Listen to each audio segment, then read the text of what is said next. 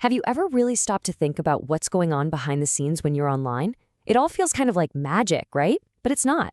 It's actually run by a super strict set of invisible rules.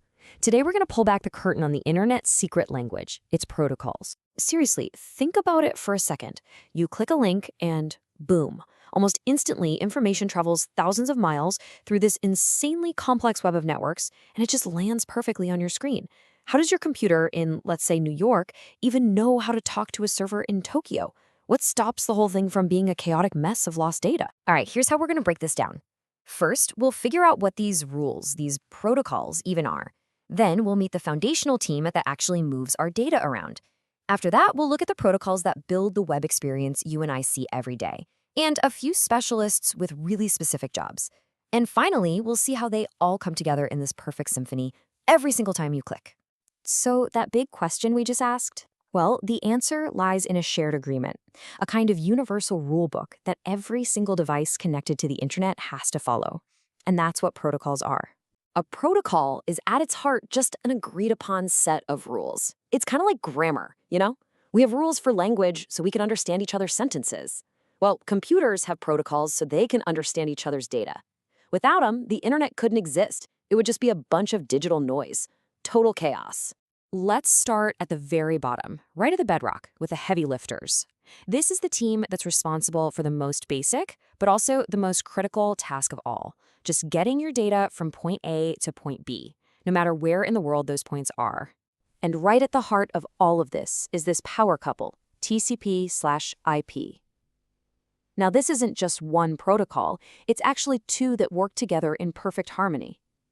They are the engine that powers basically everything you do online, from sending an email to binge-watching your favorite show. Okay, this is where it gets really interesting, because there's a trade-off. First, you have TCP, the Transmission Control Protocol. Think of it like a super meticulous, maybe a little obsessive mailroom clerk. It chops your data into numbered packets, sends them off, and then checks to make sure every single one arrived and that they're all in the right order. It's all about reliability. But then you've got UDP, the User Datagram Protocol. This is the speedy courier. It just blasts the packets out as fast as possible and hopes for the best. A few might get lost, sure, but for a live video call or a fast-paced game, a tiny, momentary glitch is way better than a long, frustrating lag. You're choosing between perfection and speed. So TCP and UDP handle how the data is sent, but how do the packets know where to go? Well, that's the job of IP, the Internet Protocol. This is the Global Postal Service. It takes every single one of those little packets and slaps a unique address on it, the IP address.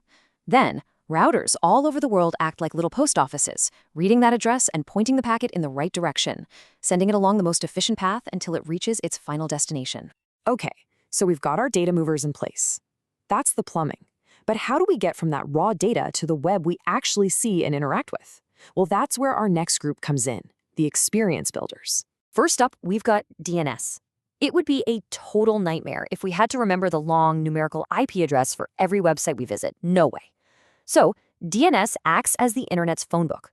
When you type in a simple, human-friendly name like google.com, DNS looks it up and tells your browser the actual IP address it needs to connect to. It's this essential, totally invisible translation service that we use constantly. So once your browser knows the address, it needs to speak the right language to ask for the web page. And that language is HTTP, or Hypertext Transfer Protocol. It's the foundation of the World Wide Web. But the original HTTP had a giant flaw. It was like shouting your secrets in a crowded room. Everything was sent in plain text, totally visible to anyone who might be listening in. Not good. And that security problem led to a crucial upgrade, HTTPS. That S on the end stands for secure, and it is a total game changer. It uses encryption to scramble the conversation between your browser and the website, making it completely unreadable to anyone else. It's also why you should always look for that little padlock icon in your address bar before you type in any sensitive information. That padlock is your best friend. So beyond the big names that move data and build the web, there's this whole world of specialist protocols, and each one is designed to do just one job and do it perfectly. For example, meet SMTP, the internet's dedicated postman. Its job is simple, but it's absolutely vital. When you hit send on an email, SMTP is the protocol that pushes your email out from your device to the recipient's mail server. That's it. It's a one-way street, focused entirely on that initial delivery. Other protocols, by the way, are responsible for you picking up your mail. And then there's FTP, the Internet's heavy-duty moving truck.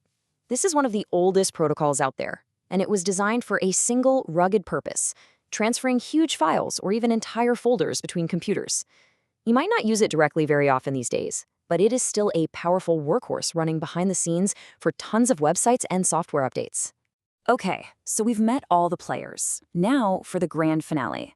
Let's trace the life of a single click and see how this entire symphony of protocols works together in just a matter of seconds. It's pretty amazing. All right, watch this. You type a web address and hit enter. Instantly, DNS, the phone book, finds the IP address. Then, your browser uses HTTPS, the secure language, to ask for the page. TCP, our reliable clerk, breaks that request into neat numbered packets. Then IP, the postal service, slaps an address on each packet and sends them on their way. The server gets the message and sends the website back using that same TCP/IP process. Finally, your browser gets all the packets, TCP puts them back together in the right order, and the web page appears. All of this happens in the blink of an eye. It's incredible. So you see, it's not magic at all. It's an incredibly elegant system of rules. It's a hidden framework that allows for the complex, instantaneous, global communication that we totally take for granted every day. Every single part has its job, and together they literally create our digital world. But here's a final thought for you. A lot of these foundational rules, TCP/IP, FTP, they were designed back in the 70s and 80s for an internet that looked nothing like the one we have today. So as we move into a future with AI, the Internet of Things, and even more complex global networks, you have to wonder, what new rulebook is the next generation of the internet going to need? What will its protocols look like? Thanks for joining me.